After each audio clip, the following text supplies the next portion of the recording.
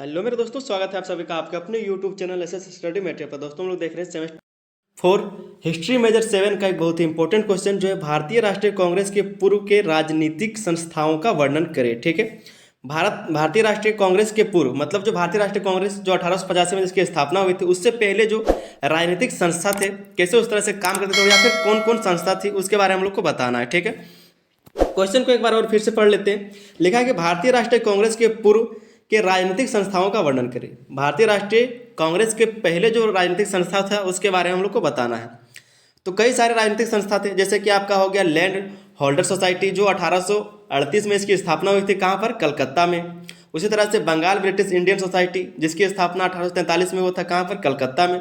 और इसका जो स्थापना है वो जॉर्ज थॉमसन और प्यारे चंद्र मित्र ने किया था। इसी तरह से कई सारी संस्थाएं जो है मैंने यहाँ पर लिख के लाया, उस वही आपके लिए काफ़ी हो जाएगा। आप उसको एक बार अच्छे से देख लीजिए और समझ लीजिए कि कब किसकी स्थापना हुई थी।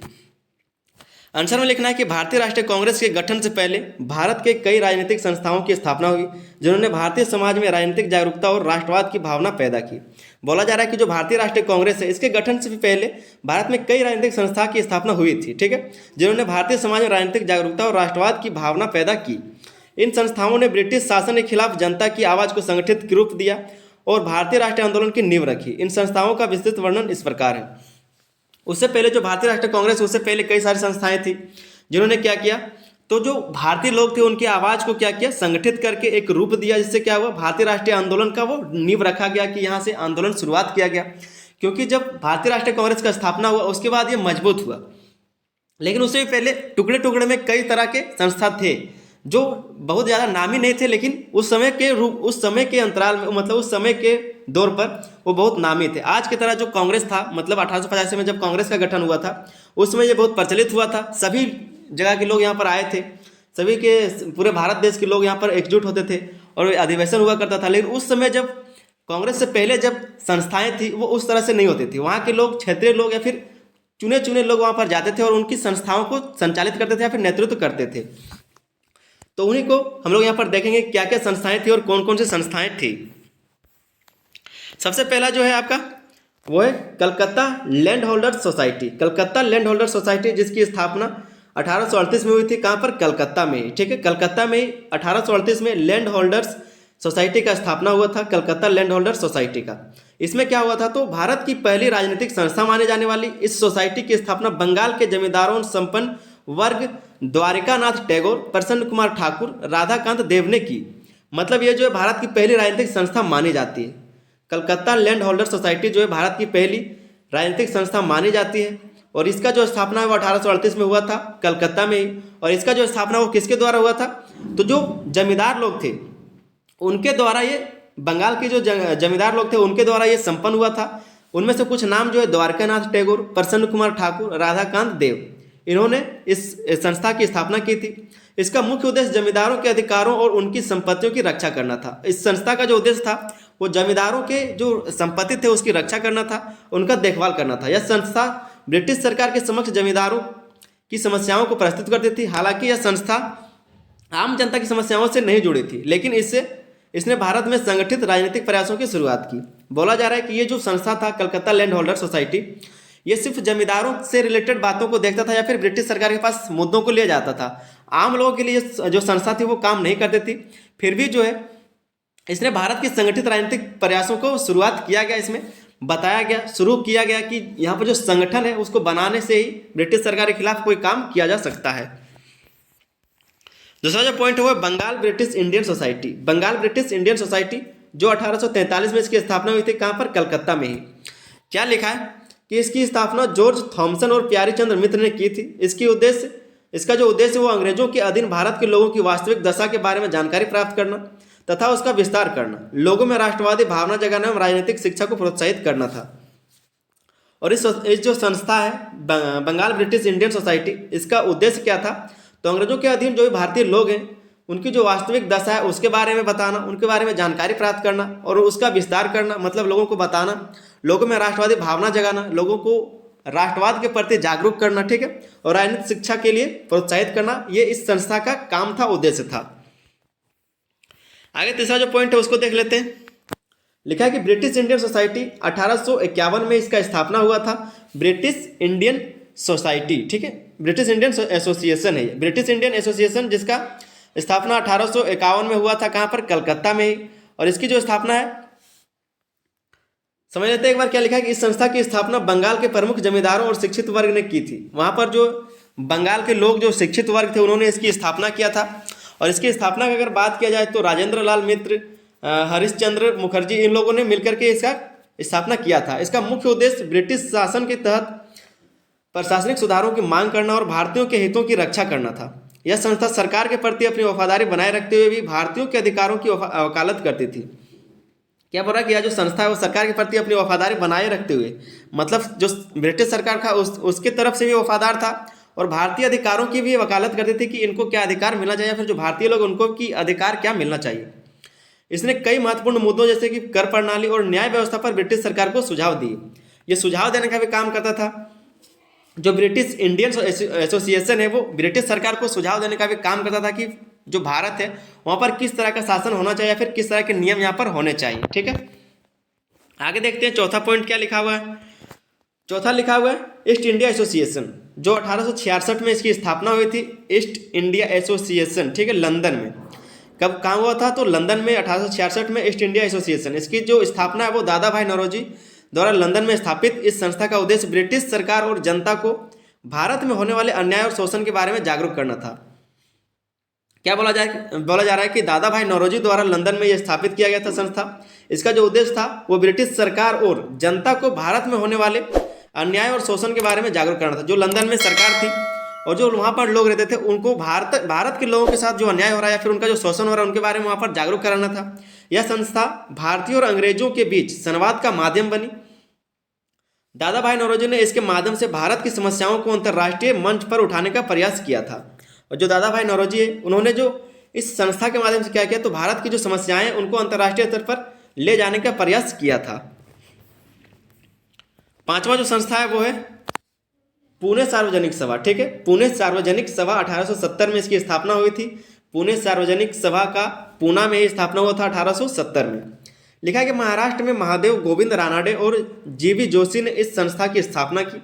इसका उद्देश्य किसानों, मजदूरों और आम जनता की समस्याओं को ब्रिटिश सरकार तक पहुंचाना था। यह संस्था भारतीय समाज में सुधार के लिए भी काम करती थी।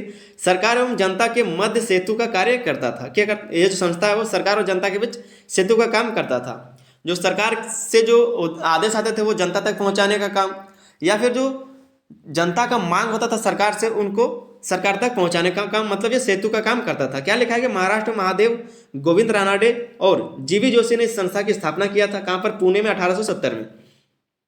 इसका उद्देश्य ये जो संस्था है इसका उद्देश्य क्या था, तो किसानों, मजदूरों और आम जनता की समस्याओं को ब्रिटिश सरकार तक पहुंचाना। जो किसान है, मजदूर है या फिर जो आम लोग हैं भारत के, उनकी समस्याएं जो भी है उनको ब्रिटिश सरकार तक पहुंचाना। यह संस्था भारतीय समाज में सुधार के लिए भी काम करती थी। और ये जो संस्था है वो भारतीय समाज में सुधार का भी काम करता था और सरकार एवं जनता के मध्य सेतु का काम ये करती थी, ठीक है। छठा जो पॉइंट है, छठा पॉइंट है कि इंडियन लीग 1875। इंडियन लीग जो है 1875 में इसकी स्थापना हुई थी कलकत्ता में, ठीक है। इस संस्था की स्थापना बंगाल के शिशिर कुमार घोष ने की। इसका उद्देश्य युवाओं में राजनीतिक जागरूकता पैदा करना और ब्रिटिश शासन के खिलाफ एकजुट करना था। यह संस्था भारतीय समाज में राष्ट्रीय एकता और राजनीतिक आंदोलन के विचारों को फैलाने में सहायक रही। यह जो संस्था था इसका उद्देश्य क्या था, तो युवाओं जो युवा थे भारत के उनमें राजनीतिक जागरूकता पैदा करना था, ठीक है। और जो ब्रिटिश शासन उनके खिलाफ एकजुट करना, मतलब जो ब्रिटिश शासन उसके खिलाफ करना, उसके खिलाफ एकजुट करना, लोगों को, युवाओं को एक साथ करना और साथ ही में जो राजनीतिक जागरूकता है उसके लिए शिक्षा देना, ठीक है। तो ये संस्था का काम यही था। आगे लिखा है कि यह संस्था भारतीय समाज में राष्ट्रीय एकता और राजनीतिक आंदोलन के विचारों को फैलाने में सहायक रही। ये जो संस्था है वो वहाँ पर जो भारत में जो भी राष्ट्रीय एकता था या फिर जो आंदोलन होता था, राजनीतिक आंदोलन होता था, उसको फैलाने का ये काम करता था। सातवां पॉइंट लिखा हुआ इंडियन एसोसिएशन 1876।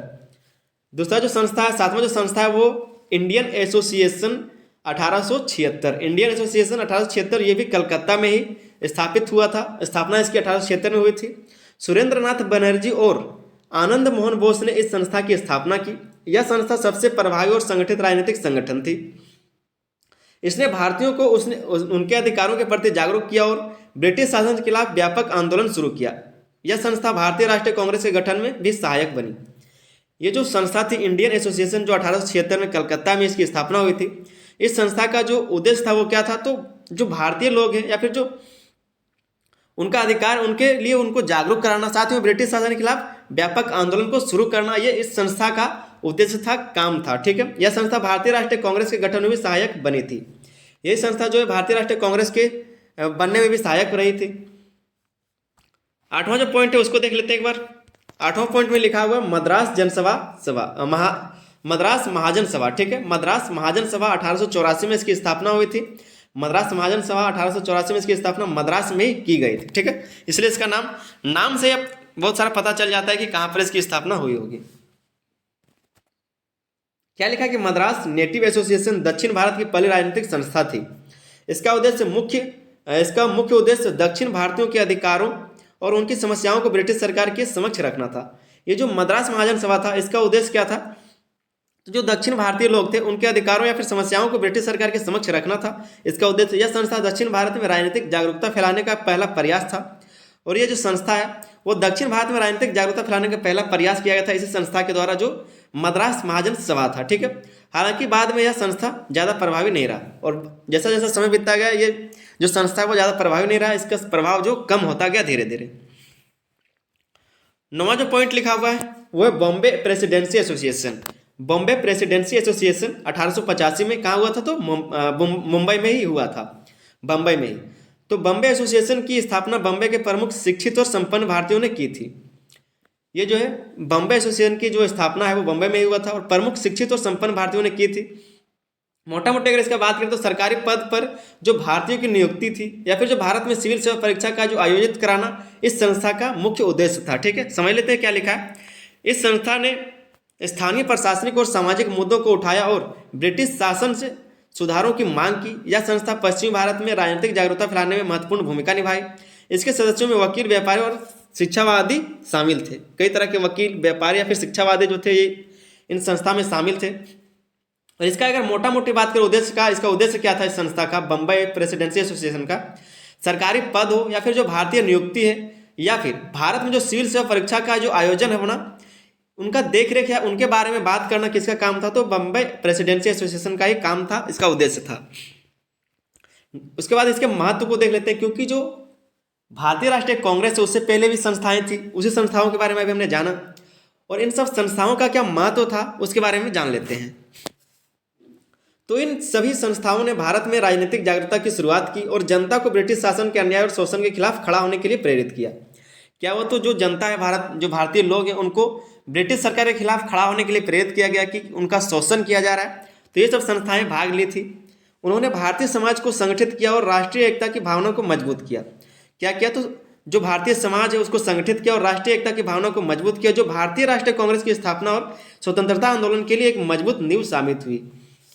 इन्हीं सब संस्थाओं के चलते जो भी लोग एकजुट हुए या फिर उनके पास जो आंदोलन करने की जो शक्ति आई, इन्हीं सब कारणों से क्या हुआ, तो भारतीय राष्ट्रीय कांग्रेस का गठन किया गया, एक मजबूत संगठन का गठन किया गया। इन्हीं सब संस्थाओं का बहुत बड़ा हाथ था, जिम्मेदार थे ये लोग। ठीक है, इन संस्थाएं बहुत ही जिम्मेदार थे भारतीय राष्ट्रीय कांग्रेस के गठन के लिए।